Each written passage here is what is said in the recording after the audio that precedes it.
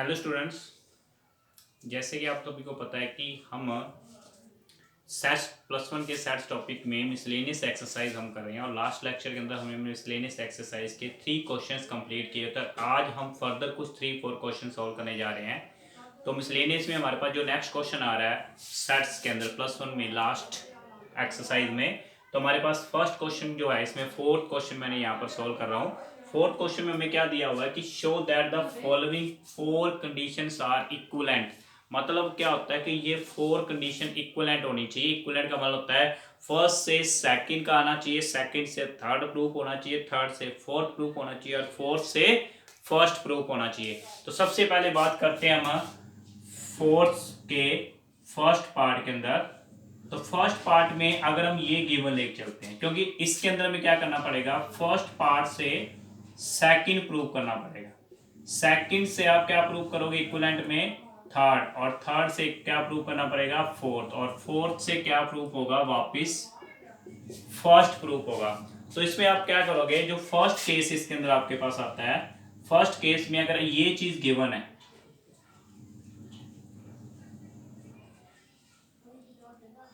कि अगर A B का सबसेट है, तो इसका मतलब ए बी नॉट का सबसेट नहीं होगा। अगर ए बी का सबसेट है तो ए बी नॉट का सबसेट नहीं होगा। अगर ए बी नॉट का सबसेट नहीं है तो इसका मतलब ये भी क्लियर है कि ए और बी नॉट के अंदर जो इंटरसेक्शन होगा वो किसके को लाएगा, फाई के को लाएगा। दोनों के बीच में कुछ कॉमन भी नहीं होगा। अगर दोनों के बीच में कुछ कॉमन नहीं है और ए इंटरसेक्शन बी नॉट को हम किससे डिनोट करते हैं, a माइनस बी से डिनोट करते हैं, a माइनस बी से। अब आपको मैं एक्सप्लेन करके दिखाता हूं, ठीक है। ये है a और ये है b फॉर एग्जांपल, ठीक है। एक और पी लेता हूं मैं, सिंपल अलग ट्रिक्स वे करता हूं। ये आपका b है, ये a है और ये यूनिवर्सल सेट है। b की सारी बाहर वाली जो बाउंड्री है वो b नॉट है और ये a रहा। अब बात की जाए a में से b तो कुछ माइनस हो नहीं रहा क्योंकि a b का सबसेट है और a और b नॉट के अंदर भी कुछ कॉमन नहीं है।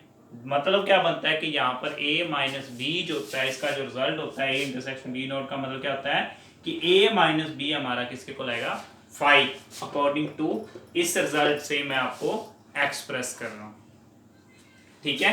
कि a minus B, a intersection b not का मतलब क्या होता है, a माइनस बी का जो रिजल्ट होगा वो क्या होगा, 5 होगा, ठीक है। अब बात करते हैं इस सेकंड से थर्ड रिजल्ट के ऊपर बात करते हैं। इसमें क्या बात आएगी कि ये चीज अब गिवन है कि a माइनस बी जो है वो 5 की इक्वल है, ये गिवन है। a माइनस बी जो है वो 5 की इक्वल है, ये आपके पास क्या है, गिवन है। अब आपने क्या करना है कि a यूनियन b का जो रिजल्ट है वो क्या आना चाहिए, b की इक्वल आना चाहिए। तो अगर a माइनस बी 5 की इक्वल आता है, इसका मतलब ये होता है कि एवरी एलिमेंट ऑफ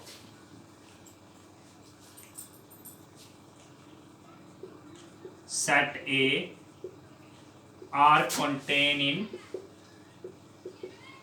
b, कि अगर a और b के बीच में कुछ भी कॉमन नहीं है, जिसका मतलब क्या होता है कि हर एक सेट के बीच में जो कॉमन होगा वो क्या होगा, every element of a are contain in b, कि a का हर एक एलिमेंट किसमें कंटेन होगा, b में कंटेन होगा, मतलब a b का सबसेट होगा। अगर a b का सबसेट है तो इससे ये कंडीशन वेरीफाई होती है कि a और b का जो यूनियन होगा वो b की इक्वल आएगा। जैसे कि आपको ये डायग्राम में रिप्रेजेंट कर रखा है कि a और b को कंबाइन करेंगे तो b ही बनता है, ठीक है। अब हमें प्रूव करना है इस रिजल्ट से, ये थर्ड रिजल्ट हमें प्रूव करना है। तो थर्ड रिजल्ट जब आप प्रूव कर रहे हो तो इसमें आपने क्या दिया हुआ है कि अगर आपका a यूनियन b किसके इक्वल है, b की इक्वल है, a यूनियन b अगर आपका b की इक्वल है, ये चीज हम गिवन लेके चलते हैं। If A union B equal to B given, तो इससे ये वेरीफाई होता है कि दो सेट का यूनियन अगर बी के इक्वल आएगा तो देन ए बी का क्या होगा, सबसेट होगा। अगर ए बी का सबसेट होगा तो दोनों के बीच में जो कॉमन रिलेशन बनेगा वो क्या बनेगा, ए ही बनेगा। दोनों के बीच में जो कॉमन रिलेशन बनेगा वो क्या बनेगा, ए ही बनेगा। अब लास्ट पार्ट रहता है कि ए बी का सबसेट है, ए बी का क्या है, सबसेट है। यहाँ ये वेरीफाई होता है कि अगर ए और बी के बीच में इंटरसेक्शन ए आ रहा है तो ए इंटरसेक्शन बी किसका सबसेट होगा, बी का सबसेट होगा। क्योंकि एक सिंपल सी बात देखिए कि दो सेट का जो इंटरसेक्शन होता है वो, जैसे आप देखा जाए तो ए इंटरसेक्शन बी ए का भी सबसेट होता है और ए इंटरसेक्शन बी बी का भी सबसेट होता है, क्योंकि दोनों का कॉमन पोर्शन दोनों के अंदर कंटेन करता है। ए इंटरसेक्शन बी बी का क्या है, सबसेट है। तो यहाँ पर ए इंटरसेक्शन बी अगर ए के इक्वल है तो ए बी बी का क्या आएगा, सबसेट होगा। ये हमारी प्रॉपर्टी होती है कि दो सेट के बीच में जो कॉमन होता है वो ऑलवेज किसी अदर सेट का क्या होता है, यानी उसी सेट का सबसेट जरूर होता है। ठीक है, तो ये हमारे पास 4 कंडीशन थी जिसको हमने इक्विवेलेंट वेरीफाई किया है। अब बात करते हैं हम नेक्स्ट क्वेश्चन के ऊपर। नेक्स्ट हमारे पास क्वेश्चन वो भी इजी है, सिंपल सा है। क्या दिया हुआ कि अगर ए बी का सबसेट है तो प्रूव करो कि ये चीज इसका सबसेट होगी। तो आप क्या करोगे, इसका एक एलिमेंट लो x, हमें क्या दिया हुआ है कि show that if a subset b then c minus B subset c minus a। तो इसका कोई आप एलिमेंट लोगे, अगर x कोई एलिमेंट c माइनस बी में बिलोंग करता है, इसका मतलब ये हुआ कि x हमारा बिलोंग करेगा c इंटरसेक्शन b नॉट के अंदर। यहां से क्या वेरीफाई होता है कि x हमारा c के अंदर तो है, बट x हमारा c के अंदर भी है और x हमारा b नॉट के अंदर भी है।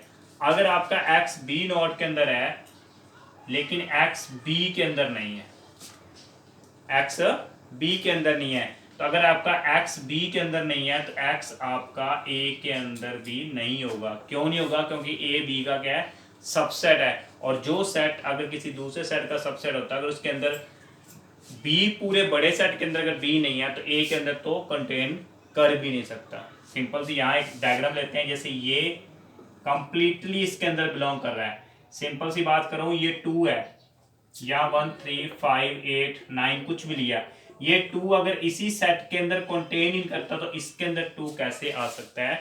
तो यही ये डेफिनेशन वेरीफाई करती है कि यहाँ पे x आपका किसके अंदर बिलोंग कर रहा है, c के अंदर बिलोंग कर रहा है। इसका मतलब x आपका किसके अंदर चला जाएगा, c माइनस a के अंदर चला जाएगा।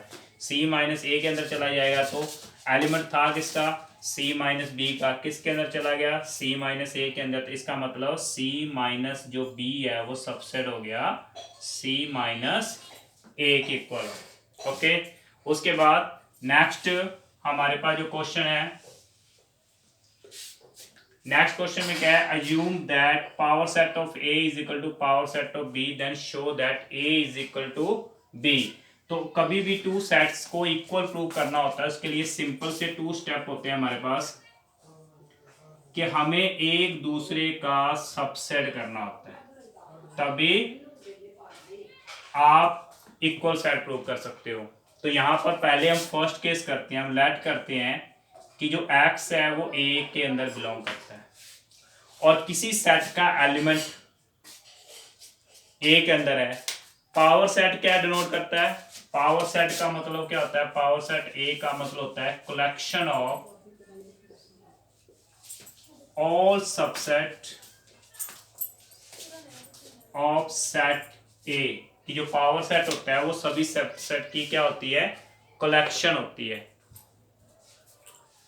सभी सेट की होगी, कलेक्शन होगी। और कलेक्शन के अंदर हमें क्या देखना पड़ेगा कि सारे जितने भी आते हैं सबसेट, जितने भी एलिमेंट होंगे सबसेट के, उन सारों की कलेक्शन को हम किस में काउंट करेंगे, पावर सेट में काउंट करेंगे। तो यहाँ अगर कोई x एलिमेंट है, अगर a के अंदर है, वो x कोई एलिमेंट है वो किसके अंदर है, a के अंदर है, तो जो x सबसेट होगा वो a का क्या हो जाएगा, सबसेट होगा। x जो सेट होगा वो किसका होगा, a का सबसेट होगा। और यहाँ पर मैंने क्या लिखा है, कलेक्शन ऑफ ऑल सबसेट, यानी कि कलेक्शन का मतलब यहाँ पे क्या हो रहा है, एलिमेंट से है कि ए सेट के जितने भी सबसेट की कलेक्शन है वो पावर सेट के क्या है, एलिमेंट है।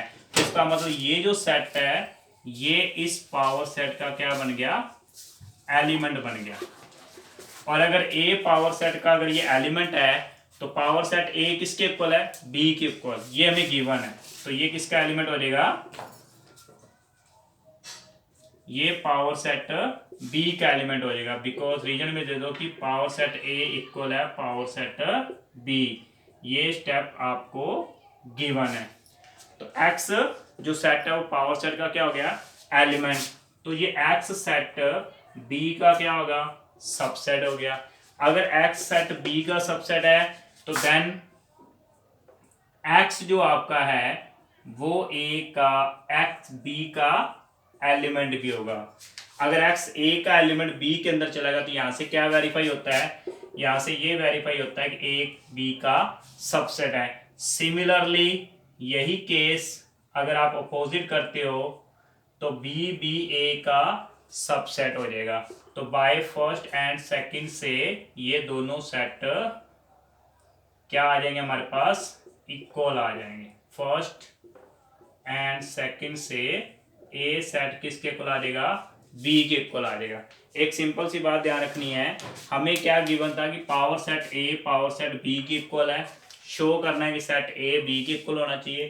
तो क्या रिजल्ट निकल रहा है कि अगर कोई दो सेट अगर आपने इक्वल प्रूव करना है तो उसका एक ही मीनिंग होता है कि वो दोनों सेट एक दूसरे के सबसेट होने चाहिए। सबसेट को वेरीफाई करने के लिए हमने एक्स कोई एलिमेंट लिया ए का, कि एक्स कोई ए का एलिमेंट है, और एक्स जो एलिमेंट होता है उसका जो सेट बनता है वो ए का सबसेट होता है। और सबसेट की कलेक्शन जो होती है वो पावर सेट का क्या होता है, एलिमेंट होता है। पावर सेट ए किसके इक्वल है, बी के इक्वल, तो ए वाला एलिमेंट बी के अंदर चला गया। बी जो एलिमेंट है पावर सेट बी का वो पावर बी के अंदर क्या हो गया, सबसेट हो गया।